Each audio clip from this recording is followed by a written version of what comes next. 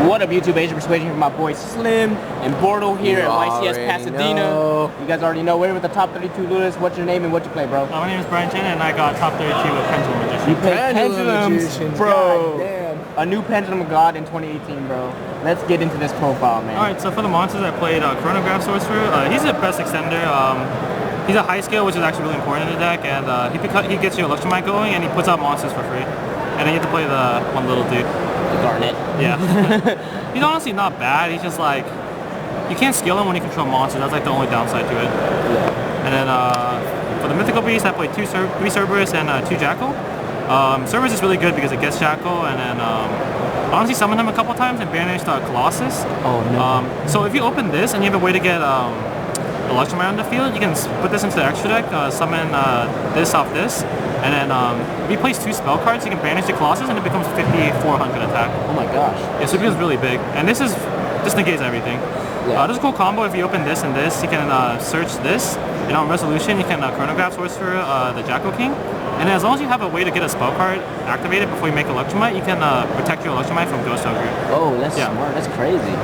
And then I also play 3 Dark Worm and 2 Gate Zero. Dark Worm's like honestly like the best card of the deck. It's basically Skullcrow by Joker, except it doesn't search like Monkey Board. That's like the only thing it doesn't do. Yeah. And it makes all your extenders like really good. Pentacall Dark Worm is like basically Exodia for like most duels.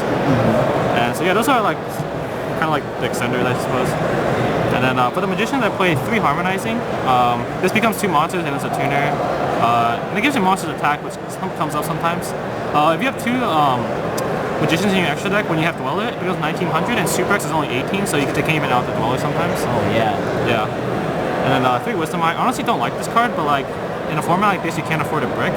So I kind of just play like as consistently as possible and play this to match your scales. Even though I try to make my deck play around Pencall a lot because Pencall is so broken. Yeah. Yeah, it becomes anything you want in your deck and it just makes you like kill your opponent most of the time. And also play 2 Black Fang, 2 Purple Poison. These aren't very good, but like this is like an inherent out to like Floodgates. The one thing that Goki doesn't have on this deck is like, if you play in the Floodgate deck, like, and you don't main twins, you're just having a bad time. But here you can, like, you have this to search Purple Poison, and you have the Pencall to search Purple Poison. Okay. Yeah. And if you Pendulum summon these 2 against, like, True Draco, they can't win. Yeah, and then for the last 2 Magicians, I played 2 Oath and Shanka. This negates Firewall, which is pretty good. And it becomes your Absolute. And this by itself is just, like, gives you advantage, basically. Yeah. Yeah. So that's it for the Pendulum monsters, and this is, like, where it gets, like, kind of weird. I don't want to play an FDK or like U-Link deck, format with no hand traps, so I played 4. I played 2 Ash, 1 Ogre, and 1 Bell. I didn't want to like brick on these, so I thought this was the best one, so I played 2. These by itself are pretty good. If you see it, you see it. If you don't, you lose. Yeah. The reason I didn't play Droll over these because you can't Pendulum summon these, and if you Pendulum summon these, you can actually make a Meteor Burst, and you can make Absolute that way. Oh yeah. So that's what I thought was really cool about it, and then there's a cool combo with Shrine and this. It becomes Vortex for free. Oh, so, wow. Yeah, because you just summon Dark Worm, normal it, become Meteor Burst, summon a Gate Zero from the extra deck, and an overlay for Absolute. Yeah. So that's it for the monsters, and then my favorite part about the deck is 3 Product Desires. This card says draw 2, and sometimes when you draw 2, you draw this card, and this card says add 2, and then if you have Harmonizing your extra deck, you're pretty far ahead because your extra deck is really like oriented for like killing your opponent.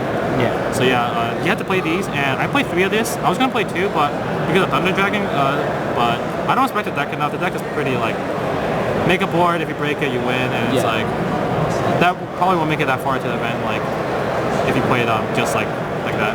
So I played 3, anticipating that I'd like make it farther, and it really helped. I was glad I played 3. 2 Dragon Shrine, Extender, and then Foolish Burial. You play 2 Shrine because Foolish is at 1. Yeah. So yeah. So I played a 40 card main deck. 40 cards, nice. Yep. And then for the extra deck, I played the best card in Yu-Gi-Oh! Electromite. This becomes anything you want. It just gets Ghost Ogre sometimes, but you end up like being okay because you play Wee-Witch. This is really good at going for game because it gives all your darks 500. And if you Pendulum summon 4 darks, with it becomes like 2500 extra damage. Yeah. So, and also like adds darks from the grave, which comes out sometimes. Underclock in case you don't have a Pendulum monster or you don't have a dark monster. Yeah, it has its applications. Deco talking, so I didn't play Zephyr Mellotron because this card actually like is so good because it stops Widow Anchor and it stops Impermanence. When your Dweller gets Impermanence, you kind of lose, and when your stuff gets Widow Anchored, you also kind of lose. If you play Mellotron, it's good for the grind game because you get your resources back, but your Mellotron doesn't really amount to anything because you have to let them do whatever. You don't have anywhere to stop them. Yeah, and it also has 3,300 attack sometimes, so I thought it was pretty good. It also stops Twin Twister, which never really comes up. And then this card's pretty good. It goes for game. Yeah, so I played 5 links and then Vortex. I decided to play Omega and Pendulum as my level 8s. This card is actually like probably the MVP next to Dweller and Vortex. Because it snipes a card and it gives you general knowledge about what your opponent's playing. So if you hit like a Marionetta, you'll make a Tornado Dragon. Yeah. And if you hit like Suprax or like anything that you see like that means like Goki, you just make a Dweller. Yeah. Another interaction is if you make a Dweller and they pass and they somehow kill it, you can link this away and then put Dweller back in your extra deck, so you have 4 turns of Abyss Dweller basically. Yeah. And also this card puts back Ray, and if they don't have Ray, they're kind of dead if they kill the Shizuku card. Yeah, this card's really good. It's a cold wave for the battle phase. Yeah. So they can't Ray if they have this on the field. So yeah, play those, and then obviously one Absolute. People don't know that this card has a pretty good effect, where it's like you can negate an attack and then summon an Odd Eyes from the hand or grave, and it can summon the Cold Wave monster, as long as it's summoned successfully. And then I played Naruto. Honestly, it wasn't very good, but it's like kind of like a insurance card. Like if you just want to like feel safe, you can make a Naruto. But I never see myself harmonizing the Oath Dragon. You always want to make Absolute or Abyss Dweller. Yeah. So this just comes up like sometimes, not all the time. And Dark Rebellion, this on average it does like 5,000 damage.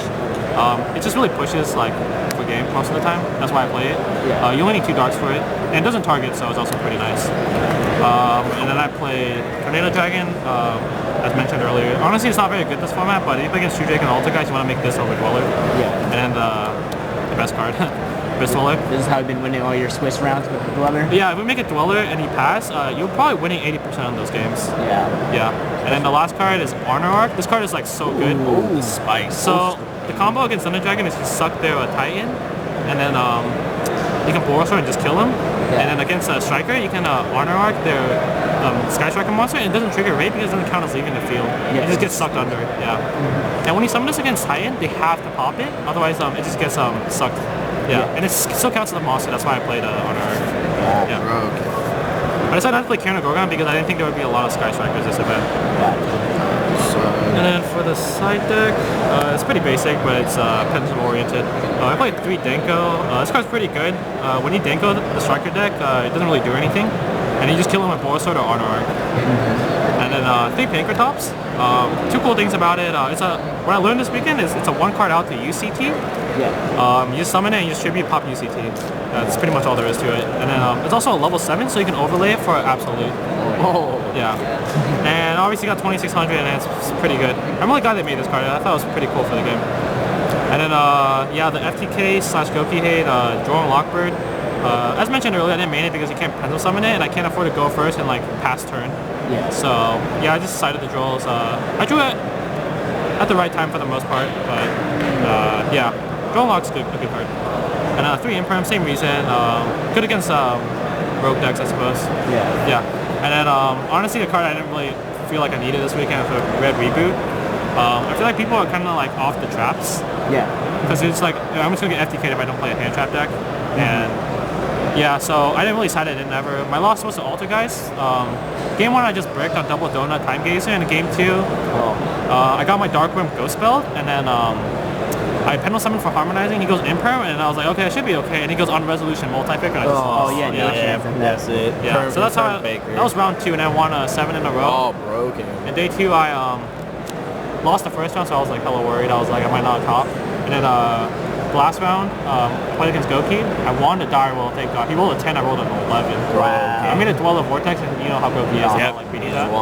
And then game 2, he bricks, and I open a double draw and a top deck Grim Call, and I killed him. Broken, nice. So basically the way to play Pendulums now is Dweller.deck. It's Dweller.deck, so you can. So the way the deck works is like, my reason for playing this over the FTK, one, I'm not very good at the FTK, and then the other thing is, This deck is basically like a Goki deck, except it can play cards like a Fist Mauler, and it doesn't lose to main deck of Cherries or Draw Lock Bird. Yeah, no one's playing. Because no one's playing like Electro. No, yeah, Cherries. Unless exactly. you're playing Paleo or Alter guys. Yeah. And then other things, you can afford to like lose game 1, because game 2 you're gonna make a Dwello and win. Yeah. But game 3, since you side 6 hand traps, you basically play with 10 hand traps.